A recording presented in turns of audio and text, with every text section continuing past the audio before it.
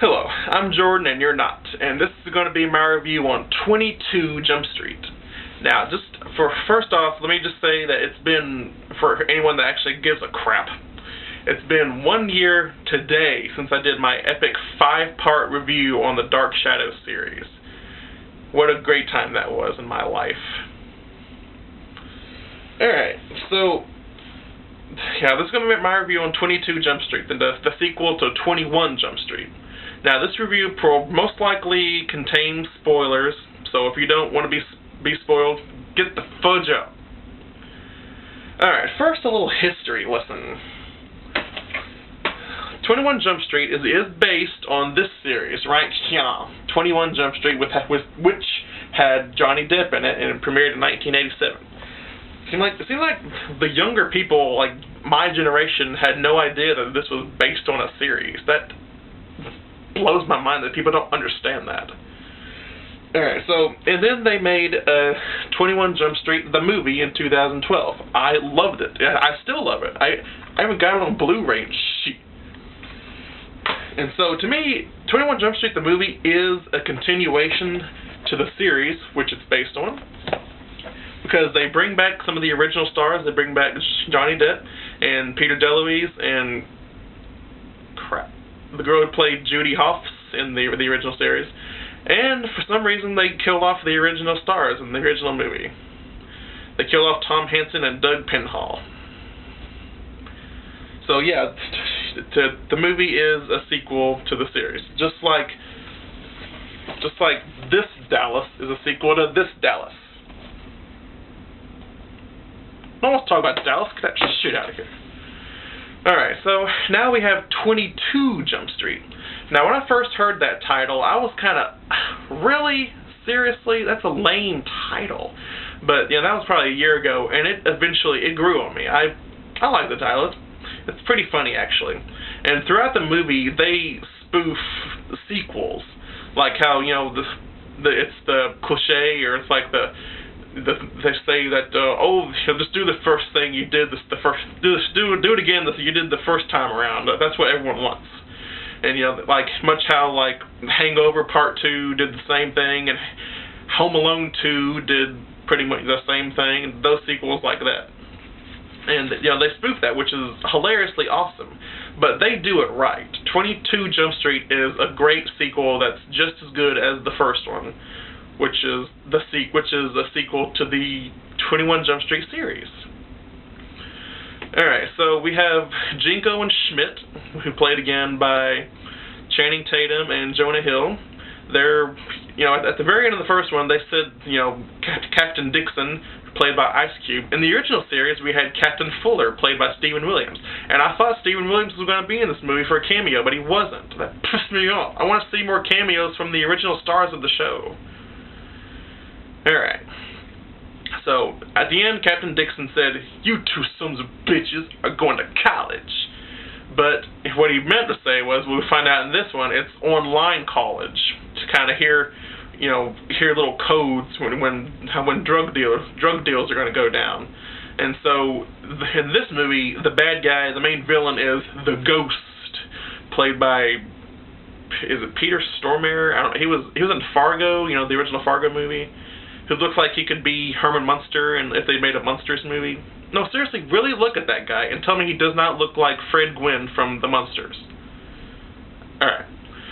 So, they reboot the Jump Street division, and they go across the street to 22 Jump Street, because the Koreans bought back the original church of 21 Jump Street, where Korean Jesus was. So now we have Vietnamese Jesus. But, and there's a crazy acid trip scene that says that Dustin Nguyen, who plays Vietnamese Jesus, even though he was in the original show, he played H.T. Aoki, one of Johnny Depp's, you know, cop buddies, or one of his friends. But I wish they had given him, like, make him be Aoki for this movie, give him a little cameo. Hopefully they wouldn't kill him off. So they go to college. And they try to fit in. They try to, you know, get in with the clique. And much like, you know, the first one, they do the same thing, but it's like a reversal, like a parallel, like how Schmidt got in with the group, the bad guys, or Dave Franco's character, but in this one, Channing Tatum gets with Zook. I think his name is Zook, which is Kurt Russell's real life son. You know, Zook's like he's like a athlete, plays football, and him and Jinko, Channing Tatum, they become like best friends, all drinking, partying, and then Schmidt feels a little left out because he's not part of that clique.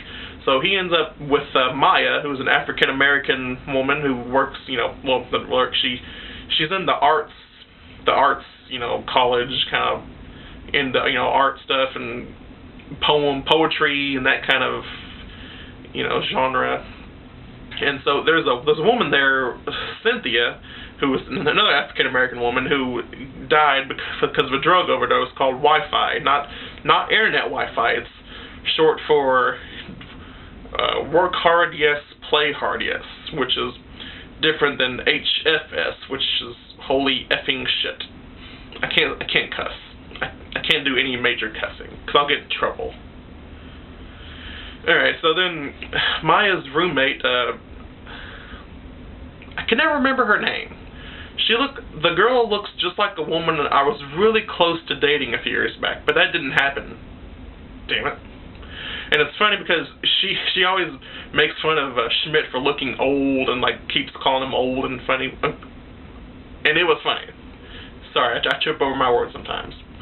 So if you're like one of those young girls who likes making fun of old guys that are in their 20s, call me.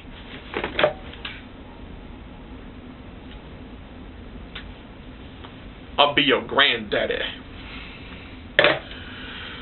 Alright, so they realize that the drugs are being transported through books in the library, and so like all this, they're having like Jinko and Schmidt have trouble with their friendship and their partnership, and they kind of act like it's their make it like a relationship problem. Like, you want an open investigation? Like they kind of like an open relationship or something like that.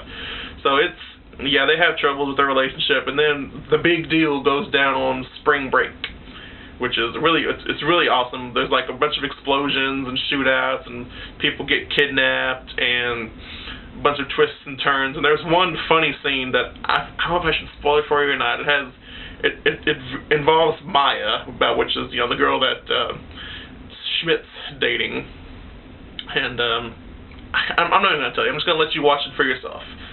But yeah, overall, this was a great sequel. I give this an A+, and it had quite possibly one of the best ending credits I've ever seen in a movie. Can you name any other movies that have fantastic, awesome ending credits? It's like, yeah, that. I really want to tell you, but I don't want to spoil it for you, darn it. Okay, for those who really, really want me to spoil it for you, stay. I'm going to wait 5 seconds. 21 Jump Street. I'm on season 3. I'm watching.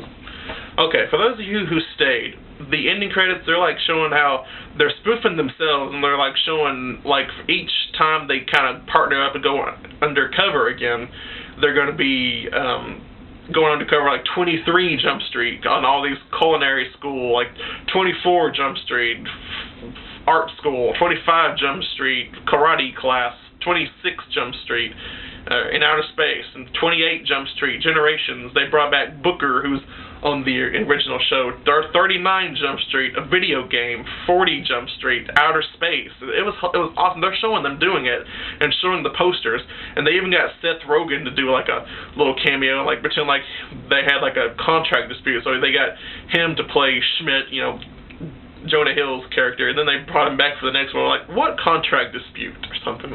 It's awesome. It's one of the greatest ending credits I've ever seen in a comedy. So A+, go see it. 22 Jump Street, awesome.